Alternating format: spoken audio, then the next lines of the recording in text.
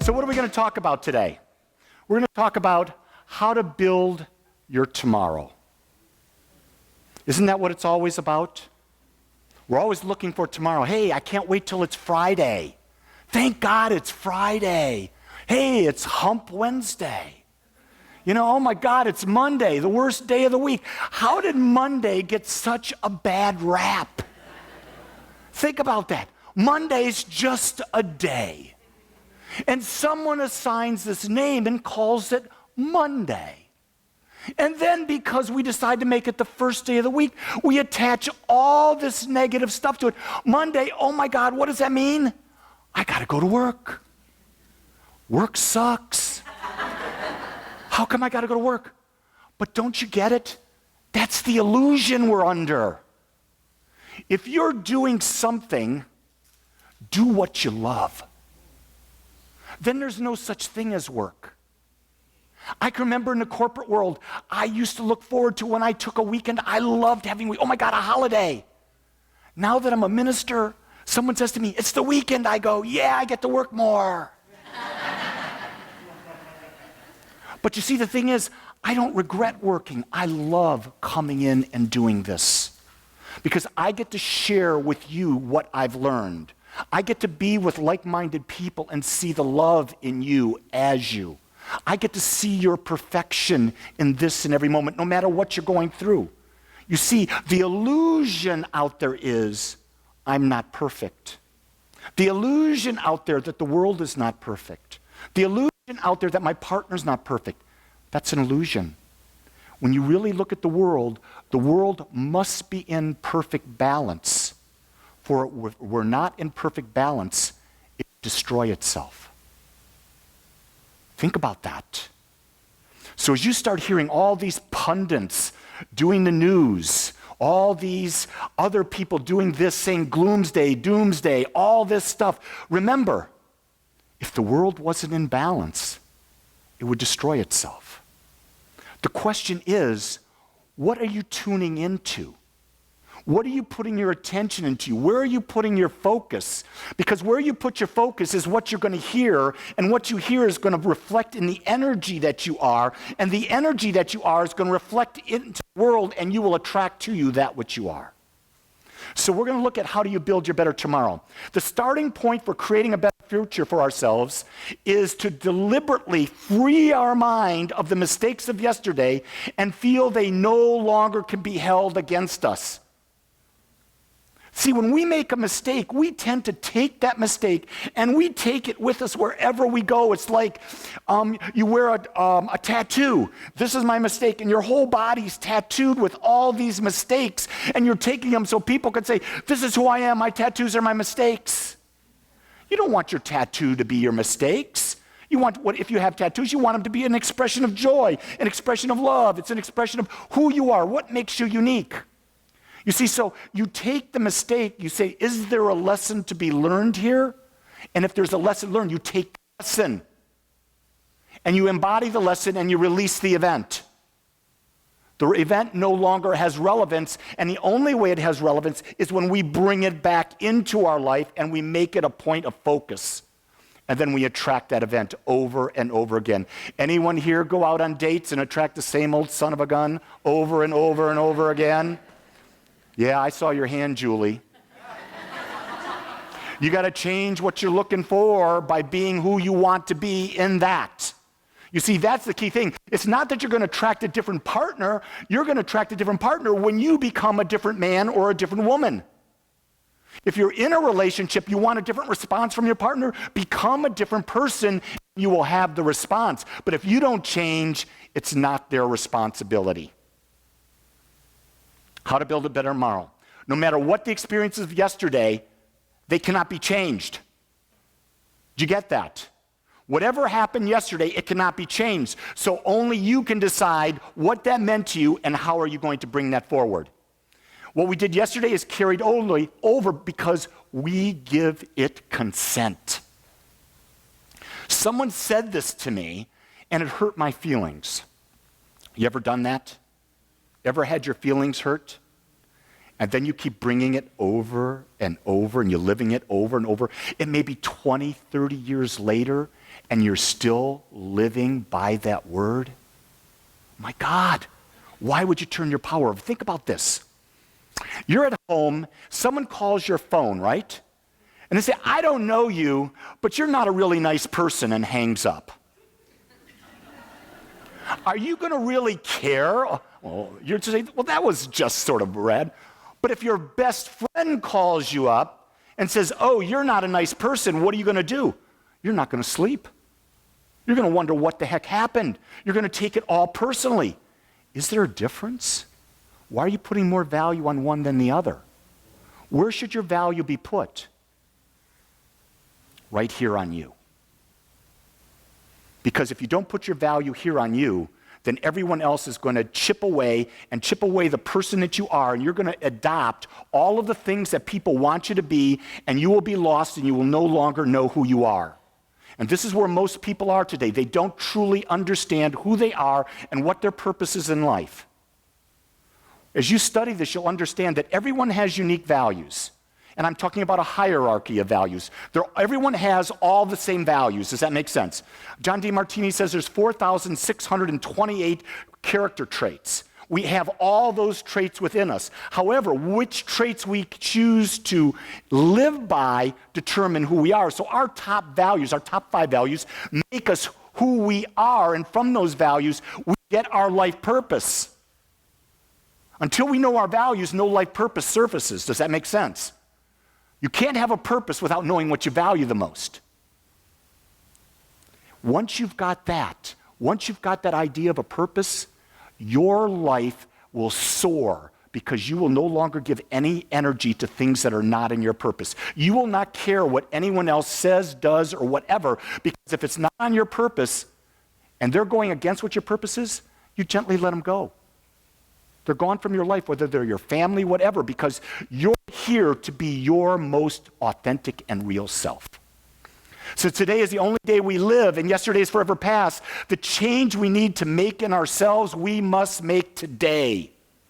So if something happened yesterday that we don't like, and you realize I could be different, make it now.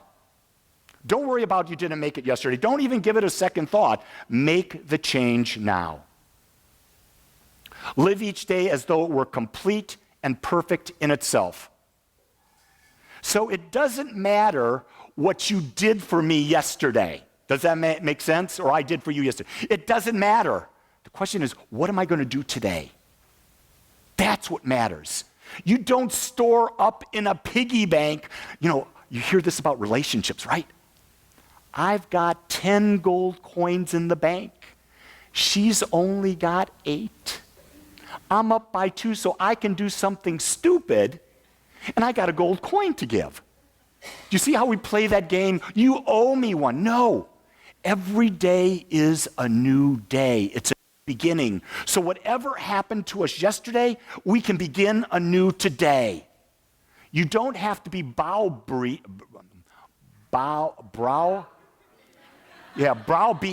Ooh, that's a tongue twister. Say that 20 times fast. Live each day as though all the joy there is in the universe were yours now. Think about that. Live today as if all the joy in the universe was yours now. Then live today as if all the joy you can possibly ever expect was yours now.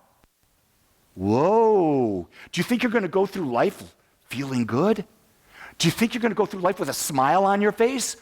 Yeah, because why? All the joy is in you. When you see people that don't have smiles on, they've forgotten that today's a new day and I can be joyful today. We'll move on. We cannot make adjustments in our past. We can only make them in the present moment. We sort of said that. That's why you hear all the great teachers talk about Buddha, Jesus, Krishna, Babaji. All the great teachers talk about it's all in the now. This is the only moment we got. And one of the things that I know is that in the now is when you can find God. So as I move, stand up, Ronit. And so Ronit and I are going to demonstrate something. And that is we're going to be in this moment now, and we're just going to look into each other's eyes.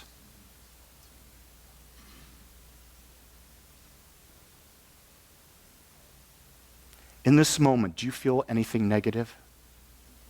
Do you feel at peace? Do you feel at joy? Do you feel connected? Isn't that what we're seeking? So you can do that with anyone. Brenda, your turn.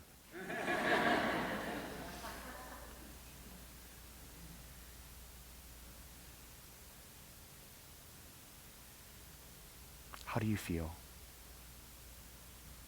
Happy. Do you feel judged? No. That's the greatest gift you can give someone, is to look them in the eyes and accept them as they are, not judge them, isn't it? See, that's how easy it is to be in the moment. And yet we won't take the time to do that. Even when we have a partner, we won't take the time to do that. I realized that a little bit yesterday. I take my wife for granted. Can you imagine? She says no, but I sometimes do. And yesterday I looked at her and said, I want to tell you. And I looked in her eyes and said, you are truly my best, best, best friend. And you're also my concubine. My wife has many roles. Isn't it great to have your best friend be your concubine? I think so. Now you can laugh and mock me, and guess what? I don't care. It's my life. So we're going to go on. Dwelling on the past serves no purpose except it provides clarity toward what we want. You see, the past, all the contrast of the past, everything that we've experienced, it brings us an insight to say, oh, I can expand, or I want to expand, or I choose to expand and become this person who will have that experience. So that's the beauty of the past. So the mind, as I said last week, the mind never gets old. The mind is always as young, and what happens in this world, the mind just keeps adding new experiences to it. So when we leave this planet, the mind that we have has got all these new experiences added to it. The question I want to ask you is, what experiences do you want to add to your mind? Our practice is to weed out our mind of those thoughts that are no longer serving us, and we need to do this every day. Plato said this over and over again. He said, we must every morning empty the thoughts from our brain and then one by one examine those thoughts to determine whether or not they're serving our highest interest today. If they are serving our highest interest today, we put those thoughts back in and we begin our day refreshed with thoughts that serve us, that take us in the direction we want. In other words, the question is, what beliefs do you currently have that are not serving you? What beliefs that you currently have that are unconscious beliefs that you've blindly accepted from your parents, from your family, from past lovers, from society, from the newspapers, from religions, from politics, from everything, and are they serving you? Question, question, question everything until you make a dissertation that it works for you. Not a dissertation, a discernment that it works for you. The purpose of our daily spiritual practice is to release the old, set new intentions, and then build a belief structure that supports our new desire. Building our belief structure is the most critical thing we do to change our lives. What is a belief? It's our thoughts, words, actions, and feelings that we persistently and consistently do. It's about building a habit of thinking, acting, feeling, and speaking in a specific way that will lead to our creating and attracting to us that which we want. That's the work. Beliefs do not happen like this. Beliefs take work because it's over and over and over again. You do not have to undo old beliefs. You build new beliefs. They collapse old beliefs, and you have a new experience. But that's the work. That's the work you do, not on Sunday morning at service, not during classes. This is the work you do when you're by yourself each and every day. Our role is to change our thought patterns. It's more than a thing of intellect. It's also a thing of deep inner feeling and conviction. We must feel that we are one with infinite wisdom, and our words spoken into infinite wisdom will be acted upon without judgment. We talk about this at Agape all the time, that there is a power and a presence. We call that aspect of God the law. We call it subconscious mind. But whatever you put into that subconscious mind, the belief, it is demonstrated in your life. It does not judge you. It simply accepts what's put in. The common analogy is your thought is the seed. It's an apricot. The soil takes the apricot seed. The soil creates an apricot tree. The soil does not take the apricot and say he really meant an apple and create an apple tree. You see, that's what most religions think. Most religions think that there's a God power out there that takes thoughts that are not what you are and creates something different. No. If it did that, it wouldn't have given itself, as you and I, perfect freedom. And isn't that the one thing that we value most in our lives, is our freedom to uniquely be ourselves? So isn't it time that we let the shackles of the past of false beliefs fall away? Isn't it time? We must keep the goal in mind, refusing to be baffled or defeated, which with uplifted thought, calm and definite purpose. In other words, we are responsible. We've got to be persistent, and we could stay on the course no matter what. And what happens when you're on the course, you will find that you will attract people who will support you, who love you, who will nurture you, and will be on that path with you. You are never alone. When someone is released, someone falls away from your life, the universe never tolerates a void. Someone new comes in. Someone new always comes in. So you got some toxic people in your life? Ask the question, what's toxic in me that's allowing them to stay in my life? You can't change their toxicity, but you can change yours. That's the work. That's self-love. Saying, I no longer am going to play small. I'm choosing to be the best me I can be today. Let's pray. I want to thank you for joining us today. I'm so grateful that you took your time to watch or listen to this message. If you found this message beneficial, I would ask that you go to our website, agapecsl.com. Once there, click on the donate button and experience the joy of conscious and purposeful giving. Or if you would like, text your gift by simply dialing 972-532-6976. It is through your gifts that we are able to bring this message to you in the world. I would ask that if you like this message, to please subscribe to my YouTube channel under my name, Lee Wolak. Again, I want to thank you for joining me in the Agape community as we learn how to better self-love through conscious living.